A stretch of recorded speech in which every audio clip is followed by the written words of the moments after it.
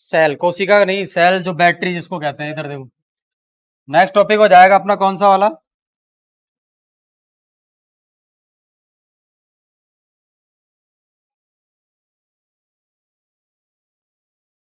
सबसे पहली बात तो देखो, आपको ये पता होना चाहिए सेल क्या होता है। सेल देखा है किसी ने सेल?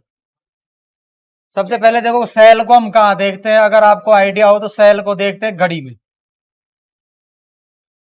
घड़ी का सेल देखा है ना सबने? घड़ी के सेल की अगर हम बात करें तो देखो कुछ इस तरह का होता है वो देखने में,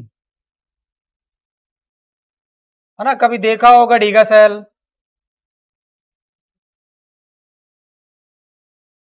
ये वाली टिप जो होती है ना, ये होता है पॉजिटिव, ये होता है नेगेटिव। ठीक है। और एक्चुअल में क्या करता है ये सेल? कहेंगे किसको? सेल की डेफिनेशन भी तो लिखेंगे अभी हम, है ना? सेल किसको कहेंगे? सेल कौन से प्रकार की एनर्जी को कौन से प्रकार की एनर्जी में बदलता है? सेल का जो प्राइमरी वर्क है वो है रासायनिक ऊर्जा को, रासायनिक ऊर्जा को किस में बदलता है? विद्युत ऊर्जा में। समझ में आया क्या कुछ?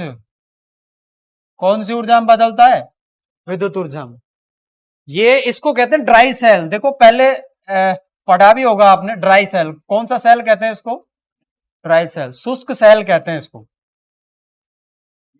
जिंक का पात्र होता है ये बाहर का जो बॉडी होती है ना, कौन सी मेटल की बनी रहती है? जिंक की। कार्बन की रोड होती है ये। किसकी रोड होती है? कार्बन की रोड। अब ये इसमें अंदर क्या होता है सेल के स्ट्रक्चर में, ये कैसे काम करता है, ये हमारा काम नहीं है। फिजिक्स में हम सिर्फ ये देखेंगे कि सेल किसी सर्किट में लगाएंगे तो सेल को लगाने से सेल कैसे काम करेगा, श्रेणी क्रम में लगाएंगे तो उसका क्या प्रभाव पड़ेगा, समांतर क्रम में लगाएंगे तो क्या प्रभाव पड़ेगा, ये चीजें देखनी है।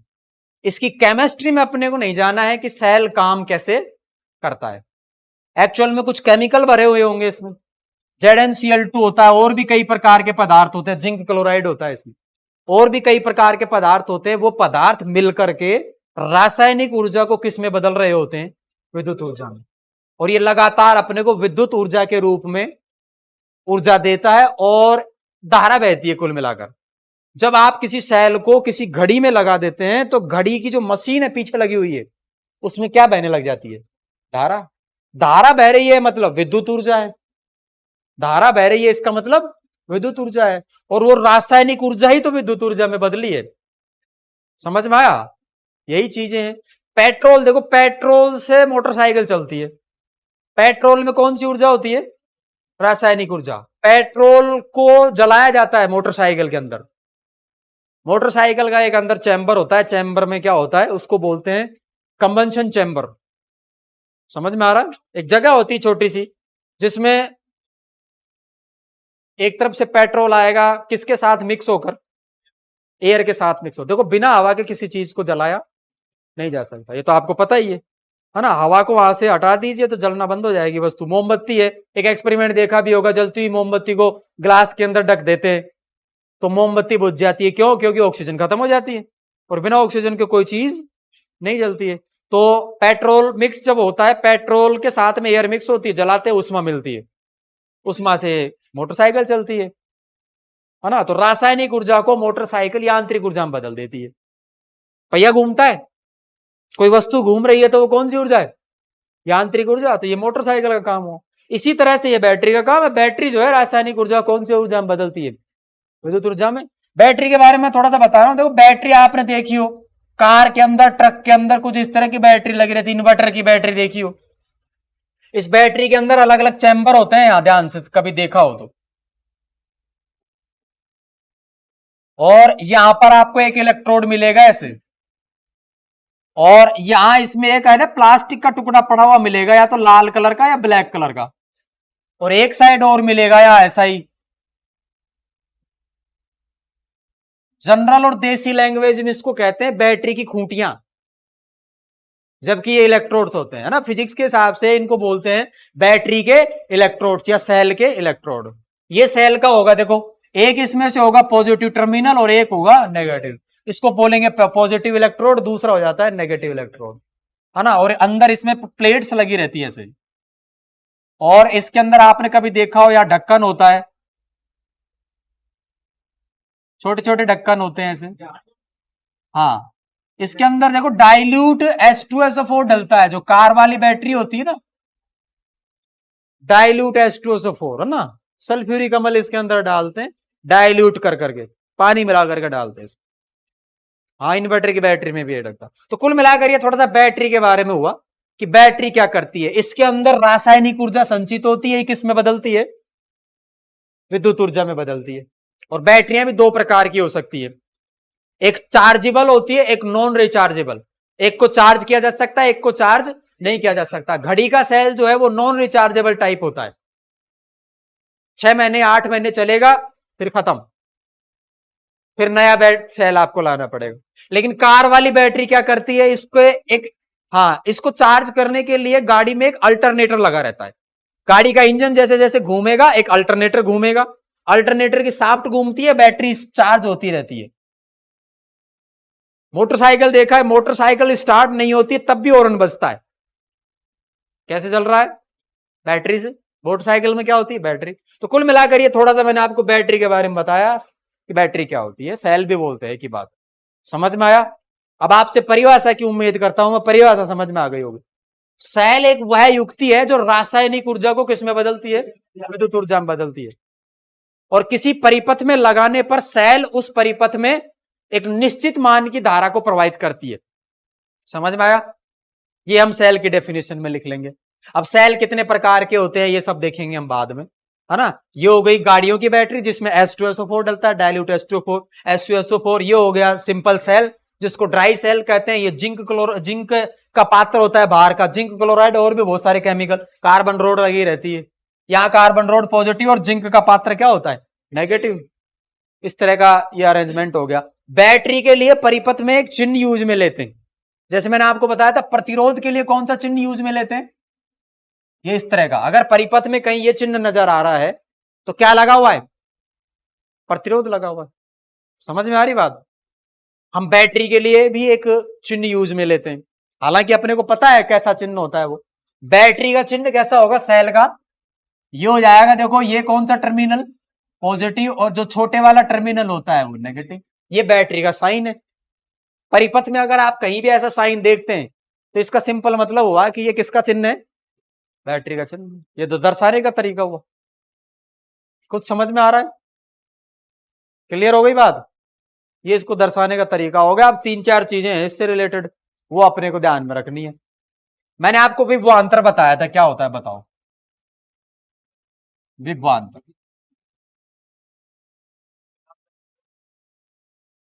अगर ए बिंदु और बी बिंदु के बीच का विभवांतर आपको निकालना हो तो मैं किसी एकांक आवेश Q नोट को कहां से ले जाऊंगा, ए से, कौन से बिंदु पर ले जाऊंगा, बी तक। और अगर बाहरी बल द्वारा किया गया कार्य कितना है, W एक्सटर्नल, बिना गतिज ऊर्जा में परिवर्तन के।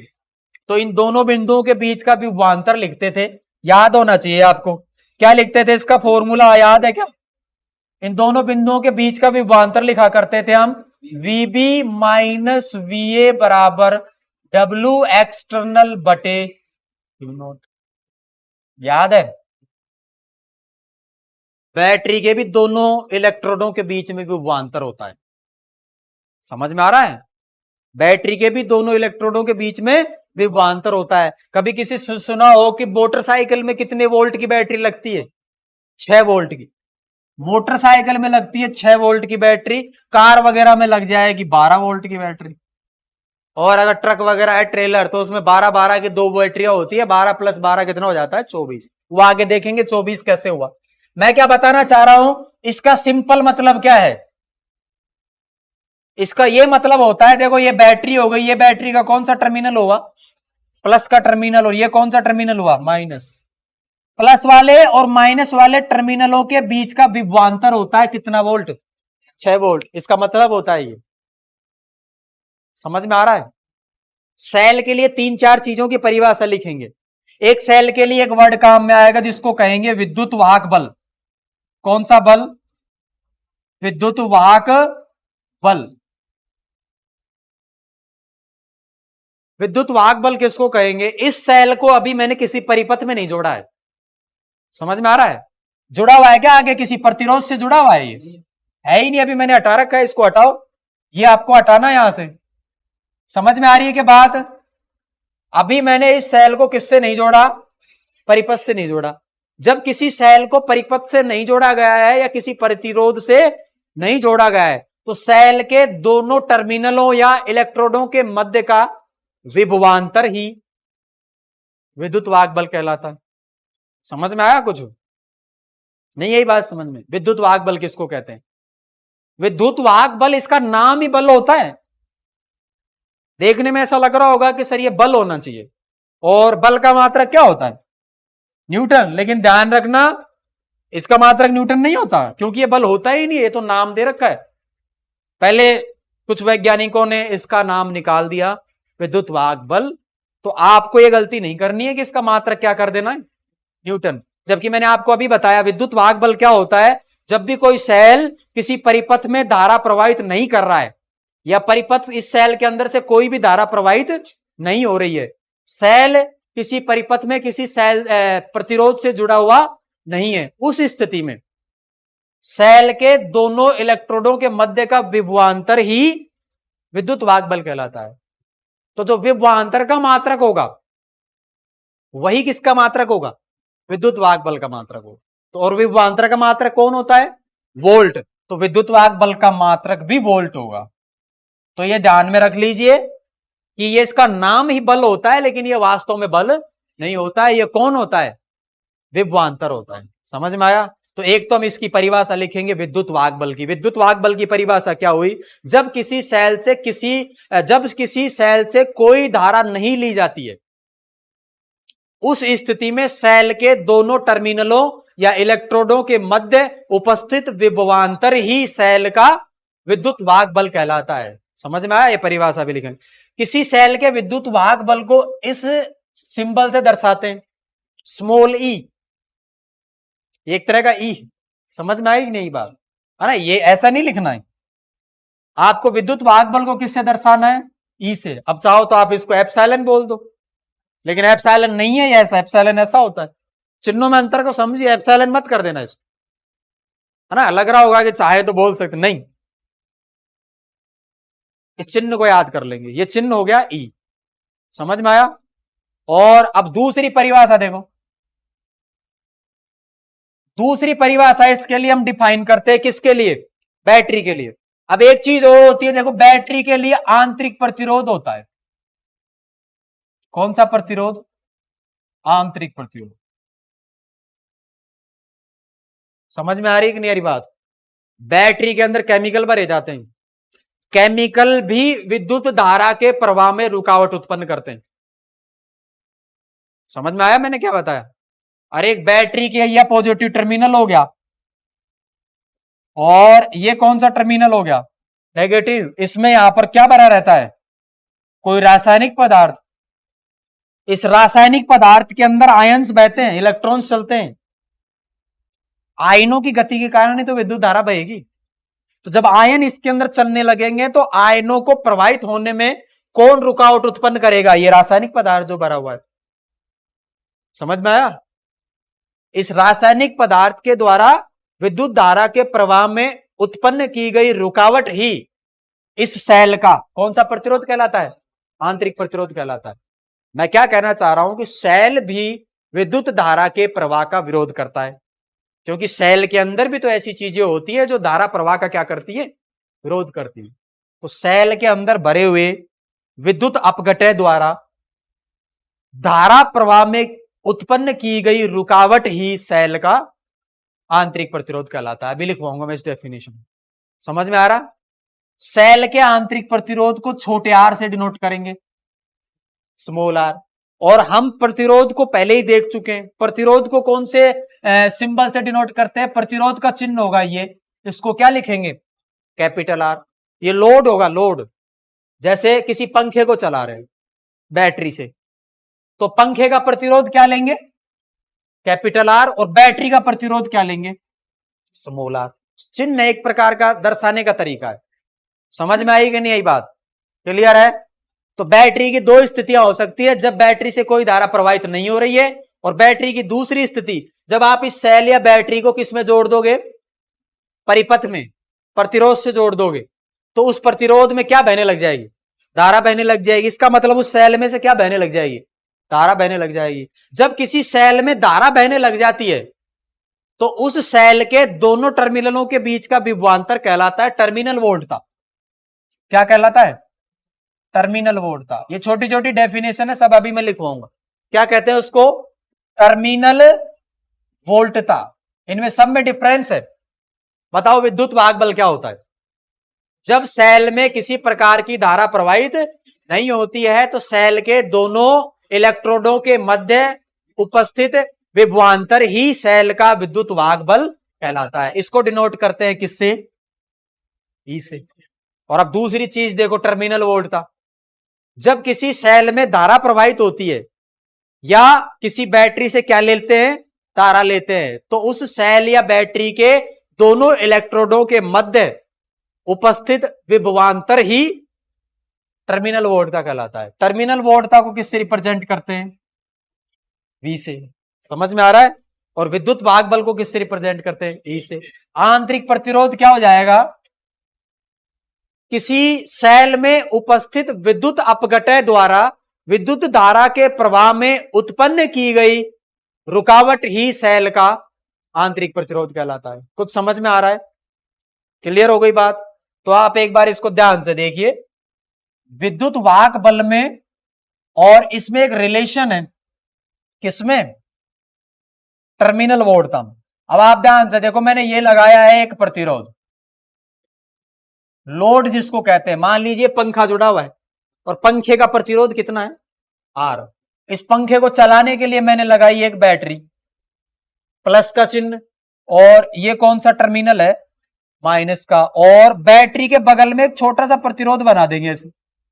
ये बैटरी के कौन से प्रतिरोध को दर्शाएगा, आंतरिक प्रतिरोध को। समझ में आया। ये बैटरी है, बैटरी के बगल में एक छोटा प्रतिरोध बनाएंगे, इसका साइज बाहर वाले प्रतिरोध से क्या होना, छोटा होगा, है ना, देखने में, ताकि आपको अंतर समझ में आ जाए। और छोटे प्रतिरोध को किससे रिप्रेजेंट करेंगे, आर से। और इसको सीधा हम किससे जोड़ देंगे, बैटरी से। समझ में आया। और मैं मान लेता हूं कि इस बैटरी से कितनी धारा निकलती है, आई। आपको सबको पता है बैटरी के कौन से टर्मिनल से धारा मानी जाती है बाहर निकलती हुई, प्लस से किसकी तरफ बहेगी, माइनस के। ये धारा जा रही है इसमें। समझ में आएगी नहीं बात। मुझे ये बताओ कि इसके ऊपर कितना विद्युत विभव पतन हो गया, इसके अंदर, इसमें धारा कितनी बह रही है, बताओ। आई, समझ में आया कुछ। जब इस सेल के अंदर धारा नहीं बह रही थी तो इसके सेल के इस बिंदु और इस बिंदु के बीच का विभवांतर कितना होता था, ई, जिसको कहते थे विद्युत वाहक बल। और जब इसमें धारा बहने लग गई तो जो बैटरी का आंतरिक प्रतिरोध था वही बैटरी की ऊर्जा को खर्च करने लगेगा थोड़ा थोड़ा। समझ में आ रहा है कुछ। बैटरी का जो आंतरिक प्रतिरोध है वो खुद ही बैटरी के विभव को क्या करेगा, कम करेगा। तो विद्युत वाहक बल में से कितना कम कर देंगे आप, आई इंटू आर। मुझे बैटरी के आंतरिक प्रतिरोध पर विभव पतन बताओ कितना होगा। ओम का नियम यह कहता है कि विभव पतन का मान होता है V इंटू आर। तो बैटरी के आंतरिक प्रतिरोध पर विभव पतन निकालेंगे तो वो निकालेंगे आप, विभव पतन आ जाएगा कितना, जिसको कहेंगे V बराबर, विभव पतन कितना आएगा, आंतरिक प्रतिरोध पर, आंतरिक प्रतिरोध पर विभव पतन आएगा, ये आ जाएगा V बराबर I इंटू आर। आंतरिक प्रतिरोध में बहने वाली धारा और आंतरिक प्रतिरोध का मान V इंटू आई आर। अब इतना वोल्टेज किस पर खर्च हो गया, आंतरिक प्रतिरोध पर। तो जो बैटरी का केवल वास्तविक जो विभवांतर बचेगा वो पहले से कम बचेगा कि ज्यादा बचेगा। समझ में आएगी नहीं यही बात। मैं आपको क्या कहना चाह रहा हूं कि मान लीजिए कोई 12 वोल्ट की बैटरी है, तो ये 12 वोल्ट तो तब होता है जब उसमें से कोई धारा नहीं ली जा रही है। अगर इसका आंतरिक प्रतिरोध जो है वो 0.5 ओम का हो और इसके अंदर कितनी धारा बह रही हो, 10 एम्पियर धारा बह रही हो। समझ में आया। तो 10 एम्पियर धारा बह रही है तो 0.5 ओम जो किसका प्रतिरोध है, बैटरी का आंतरिक प्रतिरोध, इसके ऊपर कितना विभवांतर आएगा, तो V बराबर हो जाएगा आई आर। आई का मतलब 10 एम्पियर और ये कितना हो जाएगा 0.5, कितना हुआ ये 5। तो 5 वोल्टेज तो किस पर खर्च हो गया? आंतरिक प्रतिरोध पर। तो वास्तविक केवल कितना बचा? 12 था, 12 में से 5 चला गया, तो 7 को कहते हैं टर्मिनल वोल्टता और 12 को कहते हैं विद्युत वाहक बल। 12 को कहते हैं विद्युत वाहक बल, और जो आंतरिक प्रतिरोध पर खर्च होने के बाद में विभवांतर बचता है उसको कहते हैं टर्मिनल वोल्टता। समझ में आई कि नहीं बात? तो टर्मिनल वोल्टता का सूत्र क्या हो जाएगा अपने पास में? इधर देखेंगे टर्मिनल वोल्टता कैसे लिखूंगा मैं। तो इधर देखिए विद्युत वाहक बल में से किसको माइनस कर दो? आई आर को। ये आई आर कौन है? बैटरी के आंतरिक प्रतिरोध पर होने वाला विभव पतन। समझ में आया? बैटरी का कुल विभवांतर कितना था? ई। ये है टर्मिनल वोल्टता। इसमें से जब धारा बहने लगेगी तो ये कुछ कम हो जाएगा, कम होने के बाद जो जितना बचेगा उसको किसके बराबर लिखते हैं? V के बराबर। V कौन है? टर्मिनल वोल्टता। समझ में आ रही बात? और ये कौन है? विद्युत वाहक बल। समझ में आया? तो विद्युत वाहक बल में से आंतरिक प्रतिरोध पर होने वाले विभव पतन को कम कर दो, ये आ जाएगा इसका टर्मिनल वोल्ट। समझ में आई कुछ बात? अब मेरे को 3-4 चीजें लिखवानी है। सेल क्या होता है, सेल के बाद सेल का आंतरिक प्रतिरोध क्या होता है, सेल के आंतरिक प्रतिरोध के बाद हम लिखेंगे सेल का विद्युत वाहक बल, सेल के विद्युत वाहक बल के बाद में लिखेंगे सेल की टर्मिनल वोल्टता। कुछ समझ में आ गई बातें? अब ये छोटी छोटी डेफिनेशंस आपको सबको पहले लिखना शुरू करनी है। पहले लिखना शुरू करो फटाफट इसको। क्या? पहले सेल की डेफिनेशन लिखो, वो हो जाएगा। सेल की डेफिनेशन लिखो।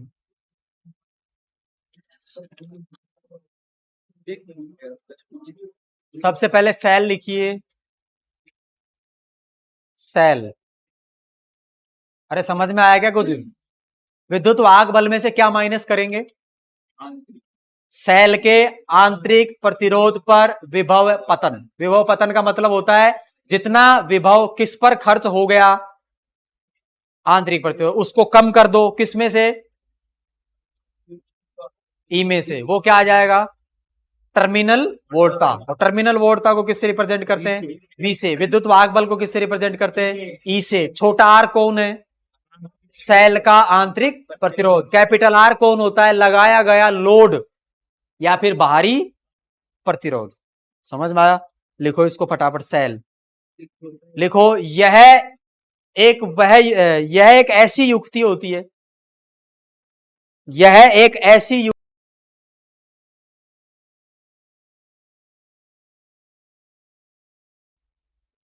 इस वाले चित्र को आपको बनाना है। इसमें मैं क्या लगा रहा हूं ध्यान से देखिए, ये प्लस है और ये क्या है? माइनस। और यहां आपको कौन सा प्रतिरोध जोड़ना है? आंतरिक प्रतिरोध को किससे दर्शाते हैं? स्मॉल आर से। ये कौन सा आर है? बड़ा आर। और इसको जोड़ दिया हमने सीधा किससे? बैटरी से। और बैटरी का विद्युत वाहक बल कितना है? स्मॉल। और इधर से धारा जो निकल रही है वो कितनी है? जो इधर से धारा निकलेगी वही तो इसमें जाएगी, और जो धारा इधर से आएगी वही इसमें जाएगी। समझ में आया? आपसे प्रश्न मेरा यह है कि स्मॉल आर में प्रवाहित धारा बताओ। आई। कैपिटल आर में प्रवाहित धारा बताओ। आई। दोनों में धारा सेम है। मैं इन दोनों बिंदुओं का नाम दे देता हूं, बिंदु ए और बिंदु बी। समझ में आया? मैं क्या लिख रहा हूं ध्यान से देखिए, इसको ध्यान से देखो। बिंदु ए तथा बी के बीच का विभवांतर, ए तथा बी के मध्य विभवांतर। क्या लिखो इसको? ए तथा बी के मध्य विभवांतर बताइए आप इस प्रतिरोध के आधार पर। I R. बोलो। आई इंटू आर। समझ में आया? और इन बिंदुओं के बीच के विभवांतर को ही टर्मिनल वोल्टता कहेंगे, क्योंकि धारा बह रही है। जब धारा बहती है तो बैटरी के इस सिरे और इस सिरे के बीच का विभवांतर कहलाता है टर्मिनल वोल्टता। और इस सिरे और इस सिरे के बीच का विभवांतर तो मैंने निकाल दिया, कितना आया? I R. कुछ समझ में आई बात? तो मैं टर्मिनल वोल्टता क्या लिखूंगा? यहां देखो, आंतरिक प्रतिरोध पर विभव पतन बताओ। आंतरिक प्रतिरोध पर विभव पतन। आंतरिक प्रतिरोध पर विभव पतन हो जाएगा कैपिटल आई इंटू छोटा आर। समझ में आया? और V कौन है? V है टर्मिनल वोल्टता। V कौन है? टर्मिनल वोल्टता, टर्मिनल वोल्टता। और इस टर्मिनल वोल्टता को हम कह सकते हैं A तथा B के मध्य विभवांतर। A तथा B के मध्य विभवांतर। ये चीज समझ में आई? अरे क्लियर हो गई बात? इसके बाद में दो लाइनें जो अपने को लिखनी है, और वो देखो मैं क्या लिखूंगा। अब इसको कैसे लिखेंगे? टर्मिनल वोल्टता का मान आता है V बराबर E माइनस आई आर। कुछ समझ में आई कि नहीं आई बात? क्लियर है? अब आई आर को क्या लिख सकता हूं? देखो V को क्या लिख सकता हूं मैं? ये टर्मिनल वोल्टता का सूत्र आ गया। क्लियर हो गई बात? पहले तो ये याद रखना आपको, किसका सूत्र आ गया? ये टर्मिनल वोल्टता। ये है टर्मिनल वोल्टता, ई है विद्युत वाहक बल, और आई है उसमें प्रवाहित होने वाली धारा, और आर है बैटरी का आंतरिक प्रतिरोध। इसको थोड़ा सोल्व करो। देखो आई आर को इधर ले आओ, तो इसको मैं लिख दूंगा ई माइनस वी। यहां से सेल का आंतरिक प्रतिरोध भी निकाला जा सकता है, ई माइनस वी बटे आई। कुछ समझ में आ रहा है? एक तरीका ये है आर निकालने का। एक तरीका और है, देखो आई की जगह आप पुट कर सकते हो वैल्यू। आई की जगह क्या पुट कर सकता हूं? देखो अभी अभी मैंने लिखवाया कि ए तथा बी के मध्य विभवांतर किसके बराबर है? आई आर के बराबर। जबकि ए तथा बी के मध्य ए तथा यहां लिख लेना बी, ए तथा बी के मध्य विभवांतर को किसके बराबर लिखते हैं? वी के बराबर। तो मैं यहां लिख सकता हूं, देखो मैं वी बराबर क्या लिख सकता हूं? I R. बोलो हाँ या ना? मैं यहां से आई की वैल्यू निकाल सकता हूं। आई बराबर मैं लिख सकता हूं वी अपॉन आर। क्लियर हो रही है बात? क्लियर हो गया? अब मैं क्या लिख सकता हूं इसको? देखो आर की वैल्यू क्या लिखूं मैं? आर बराबर, इसको वैल्यू पुट करो, आई की जगह क्या पुट करो? V upon R. तो ये वैल्यू आ जाएगी मेरे पास में ई माइनस वी, और बटे में देखो आई की जगह मैं लिखूंगा वी, और जो आर आएगा वो गुणा होगा, कहां जाएगा? ऊपर। ये दोनों से गुणा हो जाएगा। ये कौन सा प्रतिरोध है? बैटरी का या सेल का आंतरिक प्रतिरोध। दोनों तरीके हैं आपके पास में, आप कहीं से भी निकाल सकते हैं। समझ में आई कि नहीं आई बात? अब आपको ये सब कॉपी करना है, इसको पहले कॉपी कीजिए, उसके बाद नेक्स्ट आगे देखते हैं। कॉपी।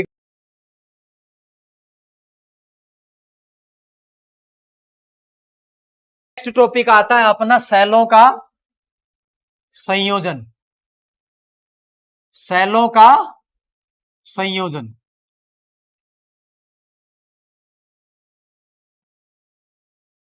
सेलों का दो प्रकार का संयोजन होता है, सेलों का श्रेणीक्रम संयोजन और सेलों का समांतर क्रम संयोजन। सबसे पहले हम पढ़ेंगे कौन सा संयोजन? पहला कौन से पढ़ेंगे? श्रेणी क्रम संयोजन। श्रेणी क्रम संयोजन। श्रेणी क्रम संयोजन में क्या होता है? पहले तो देखो श्रेणी क्रम संयोजन को देखिए। मैं परिपथ के अंदर दो सेल जोड़ रहा हूं, इधर देखो, ये प्लस ये माइनस, और ये है सेल का कौन सा प्रतिरोध? आंतरिक प्रतिरोध। इस सेल का विद्युत वाहक बल E1 और इस सेल का आंतरिक प्रतिरोध R1। कुछ समझ में आ रहा है? और एक दूसरा सेल जोड़ रहा हूं मैं यहां पर, प्लस माइनस, और इस सेल के बगल में भी एक छोटा प्रतिरोध, और ये दोनों सेल एक बाहरी प्रतिरोध किससे जुड़े हुए हैं? आर से। इसको कहते हैं लोड। इसको क्या कहते हैं? लोड। समझ में आ रहा है कुछ? और इस सेल का विद्युत वाहक बल E2, और इस सेल का प्रतिरोध कितना होगा? आंतरिक प्रतिरोध R2। समझ में आ रहा है? अब अपने को करना क्या है? अपने को करना क्या है कि जब हम पहले करते थे ना, बहुत सारे प्रतिरोधों को हटाकर कोई एक प्रतिरोध लगा देते थे, जिसको कहते थे कौन सा प्रतिरोध? तुल्य प्रतिरोध। उसी कॉन्सेप्ट के आधार पर मैं ये चाहता हूं कि इस सेल में धारा प्रवाहित हो रही है, और धारा प्रवाहित हो रही है, इन दोनों सेलों को हटाकर मैं एक सेल लगाना चाहता हूं। वो एक सेल वही काम करे जितना ये दोनों सेल काम कर रहे हैं। अरे समझ में आया? मुझे कुल मिलाकर आर को चलाना है। आर कोई पंखा हो सकता है, कोई कूलर हो सकता है, उसका प्रतिरोध है। मुझे किसको चलाना है? आर को। आर का मतलब प्रतिरोध है यहां। और आर को चलाने के लिए यानी पंखे को चलाने के लिए मैंने कितनी बैटरियां यूज में ली है? 2 बैटरियां। और 2 बैटरियों का यह संयोजन देखो, ध्यान से देखो, दूसरी बैटरी का प्लस वाला टर्मिनल पहली बैटरी के कौन से टर्मिनल से? माइनस वाले टर्मिनल से। समझ में आया?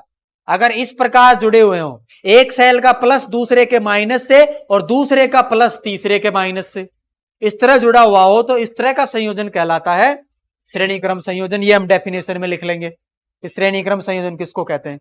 समझ में आया? और इन दोनों को जोड़ने से मैंने मान लिया कि इस परिपथ में कितनी धारा प्रवाहित हो रही है? आई। धारा को हम प्लस से निकलती हुई मानेंगे और किसकी तरफ जाती हुई मानेंगे? माइनस की तरफ। अब आपसे प्रश्न मेरा यह है कि इस प्रतिरोध में धारा कितनी बह रही है? आई। समझ में आया? अरे आई जो सेल से निकली है वो प्रतिरोध में बहकर ही तो जा रही है। और R2 में धारा कितनी बह रही है? आई। R1 में धारा कितनी बह रही है? आई। समझ में आया कुछ? R1 और R2 कौन से क्रम में नजर आ रहे हैं आपको? श्रेणी क्रम में। और श्रेणी क्रम में प्रतिरोधों में बहने वाली धारा का मान समान रहता है। कुछ समझ में आया? क्लियर है? अब इन दोनों बिंदुओं के बीच में मैं विद्वांतर मान लेता हूं कि बिंदु ए तथा बी के बीच में, इस बिंदु का नाम दे रहे हैं ए और इस बिंदु का नाम क्या दे रहे हैं? बी।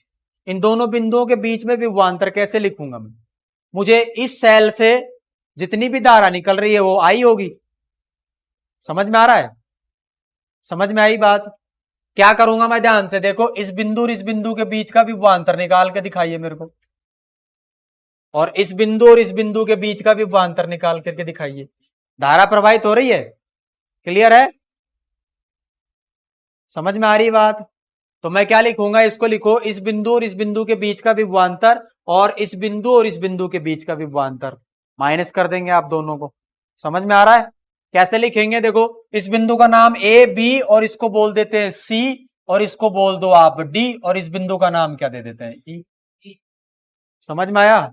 इसकी टर्मिनल वोल्टता लिख सकते हो। सेल E1 की टर्मिनल वोल्टता E1 माइनस IR1। ये E1 माइनस IR1 एक्चुअल में क्या होता है पता है आपको? ये बिंदु, इस बिंदु और इस बिंदु के बीच की क्या होगी? विभवांतर। इस बिंदु और इस बिंदु के बीच का क्या होगा? विभवांतर। और इसी विभवांतर को कहते हैं टर्मिनल वोल्टता। कुछ समझ में आया? क्लियर हो गई बात? समझ में आ रही है कि नहीं आ रही बात? तो मैं क्या लिखूंगा? ध्यान से देखो, VC माइनस VD, ये लिखूंगा कौन से सेल की टर्मिनल वोल्टता? फर्स्ट वाले सेल की टर्मिनल वोल्टता। और ये आ जाएगी VC माइनस VD बराबर E1 माइनस IR1। IR1। समझ में आया? आप मेरे को इस वाले सेल का विद्युत इसका लिख के दिखा दो। D और E के बीच में जो सेल लगा हुआ है उसके लिए क्या लिखूंगा मैं? उसके में ले लिखूंगा मैं VD माइनस, इसको लिखूंगा VE, और ये बिंदु आ जाएगा E2 माइनस IR2। इसको बोल रहा हूं मैं समीकरण नंबर 1, इसको बोल रहा हूं मैं समीकरण नंबर 2। समझ में आई नहीं आई बात? समीकरण 1 और 2 को जोड़ रहा हूं, दोनों को। समीकरण 1 एवं 2 को जोड़ने पर, समीकरण 1 एवं 2 को जोड़ने पर, अब जोड़ने पर वैल्यू क्या आ जाएगी?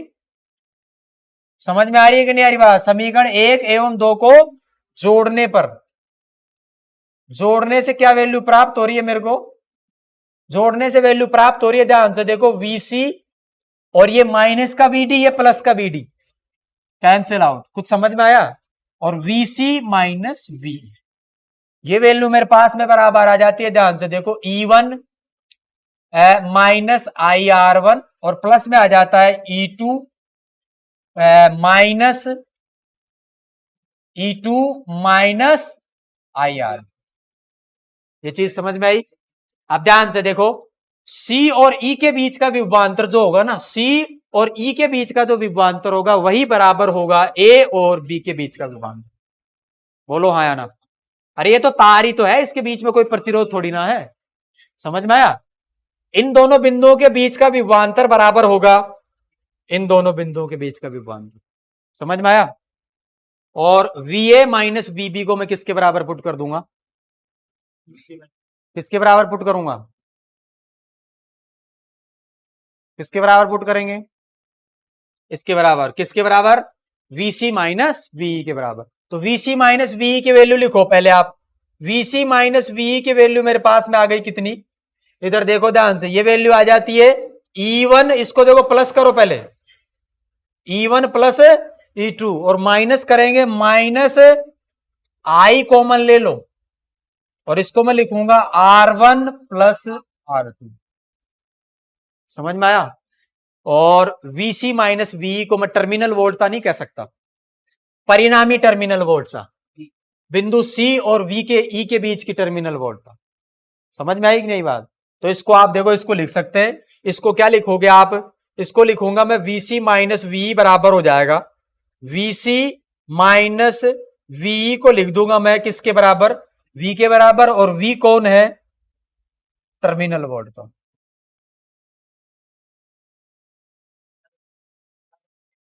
और टर्मिनल वोल्टता को मैं किसके बराबर लिख दूंगा? यही विभव बराबर हो जाएगा, देखो यहां लिखो, देखो VC माइनस VE ही बराबर होगा VA माइनस VB। अब आप मुझे इन दोनों बिंदुओं के बीच में भी विभवांतर बता दो, VA और VB के बीच में विभवांतर, I इंटू R। समझ में आ रहा? R कौन है? प्रतिरोध, और इसमें बहने वाली धारा कौन है? I। तो ओम के नियम से यदि किसी प्रतिरोध में I धारा बह रही हो और प्रतिरोध का मान कितना हो? R हो, तो प्रतिरोध के दोनों सिरों पर विभवांतर होता है V बराबर IR। और इस विभवांतर को मैं लिख रहा हूं VC minus VA minus VB, ये किसके बराबर आ जाएगा? I इंटू R के बराबर। ये हम पुट कर सकते हैं, जबकि मैंने IR को ही किसके बराबर लिया है? V के बराबर। समझ में आया कुछ? और इसको देखो कॉपी करेंगे हम, इसको आगे अभी मैं लिख रहा हूं 2 मिनट में। पहले इधर देखो, इसको कंप्लीट करेंगे पहले, और फिर आपको इसको कॉपी करना है। समझ में आ रहा है कुछ? इधर देखिए, इधर देखो, देखो इसको मैंने क्या लिख दिया? VC माइनस VE को क्या लिख दिया मैंने? V, और V बराबर आ गया मेरे पास E1 plus E2 minus I R1 plus R2। अब आपको मैंने पता है क्या कहा था? मैंने ये कहा था कि दोनों सेलों को हटाओ और एक सेल लगा दो। लगा दिया मैंने एक सेल।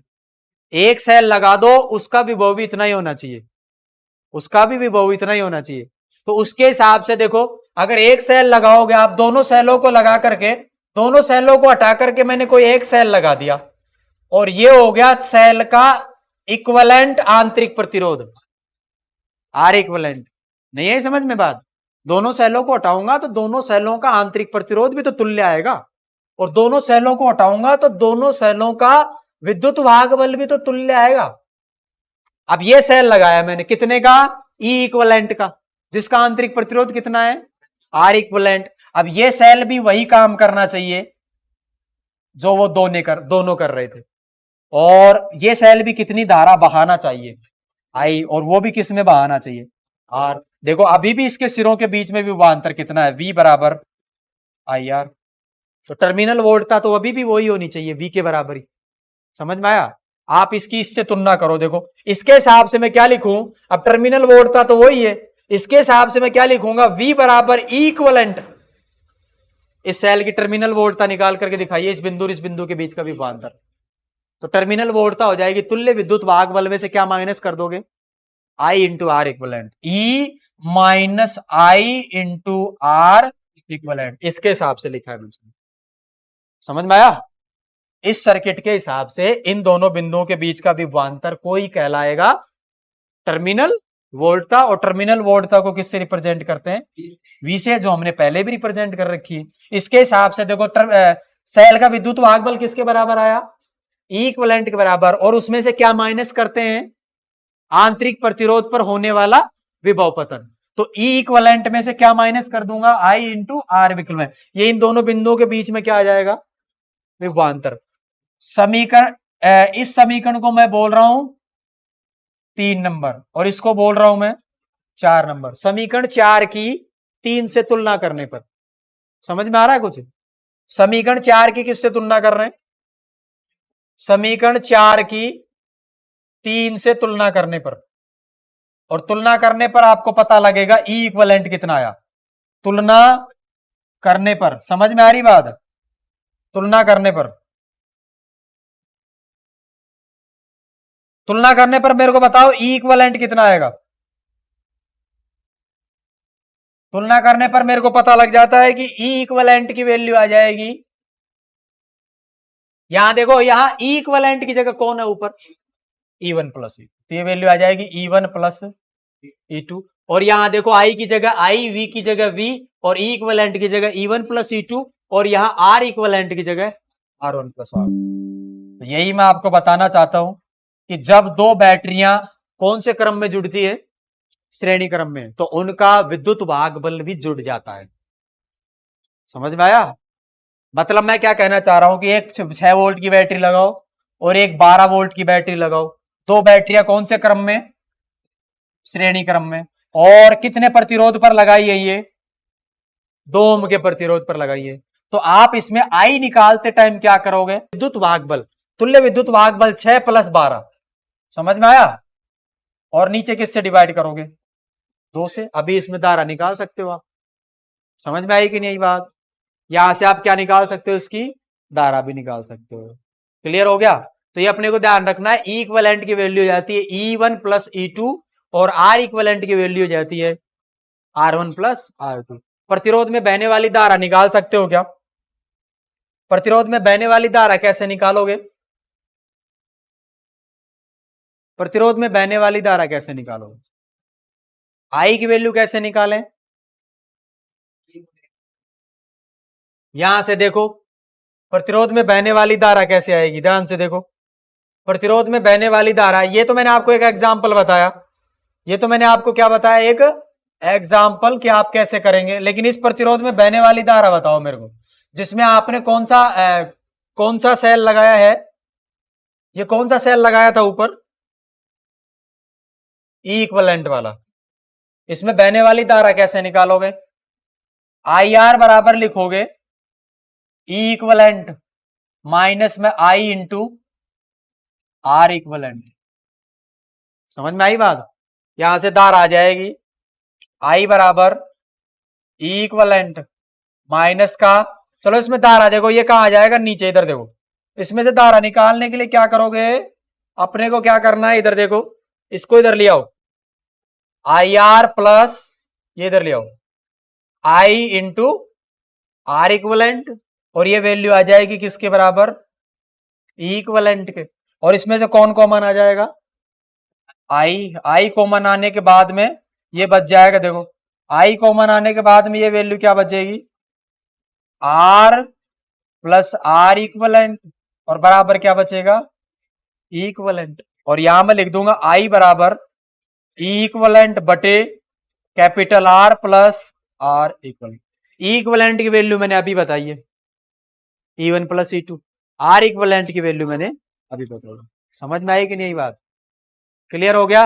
यहां से हम इनकी वैल्यू, अब आपको करना कुछ नहीं, ई इक्विवेलेंट की जगह क्या पुट करना है, E1 प्लस E2, और नीचे R plus R1 plus R2। ये परिपथ में बहने वाली क्या हो जाएगी, धारा। ये आपका धारा का सूत्र हो गया। ये तुल्य विद्युत भाग बल हो गया, ये तुल्य आंतरिक प्रतिरोध हो गया। अब आपको इसको कॉपी करना है, पहले कुछ 2-4 लाइनें लिखेंगे, उसके बाद अब आप इसको फटाफट पहले कॉपी कीजिए।